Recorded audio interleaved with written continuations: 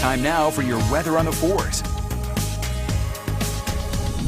All right, it's time to check in with meteorologist Cesar Cornejo, who is filling in for Thomas Giboy on this Thursday. And Cesar, it's finally going to feel like fall again. For a minute there, I was a little worried.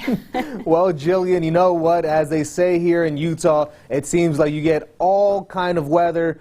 Doesn't matter when it is in the seasons. We're going to actually see that it's going to feel a little bit like fall today, but by the time we get towards Friday, it's going to remind us more of spring with some of those warmer temperatures and not being as cloudy. But by the time we get towards the weekend, that's where we're expecting to see a little bit of a half and half kind of weekend, especially in northern Utah. But then we have wet weather ahead as well going into next week, and I'll explain more in just a moment.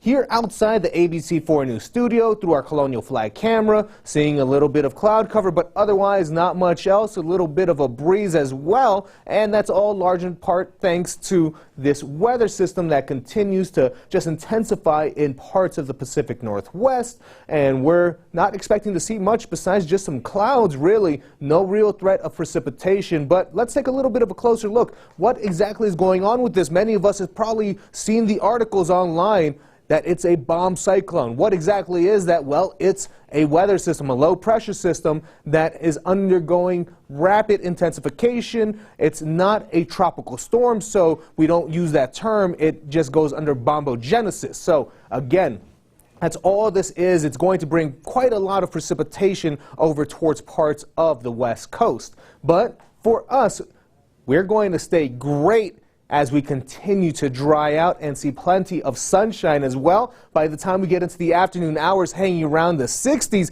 great overall. So what we can expect to see today is mild and calm weather, even warmer and drier going into tomorrow. But then by the time we get into Saturday, that's where northern Utah we start to see some shower activity for us. So that's something to keep in mind, especially as we go about our weekend. But if you're looking to hit the national parks today or tomorrow, not at all a bad kind of day, just a little bit of clouds hanging around overall for us. Looking at what we can expect to see for the regional forecast, we're here looking at temperatures hanging around the 60s and even some 70s, such as St. George, where we'll see the 70s for the next few days, even getting near 80 by the time we get to Friday, seeing breezy conditions for this weekend. Looking at the Wasatch Front, we'll see that little bit of a roller coaster kind of effect. By Friday to the 70s, 50s by Saturday with that chance of rain showers, and then even going into Sunday a little bit warmer, and then by Monday warm once again before we see some rain and even possible bench snow for Tuesday with a high of 51.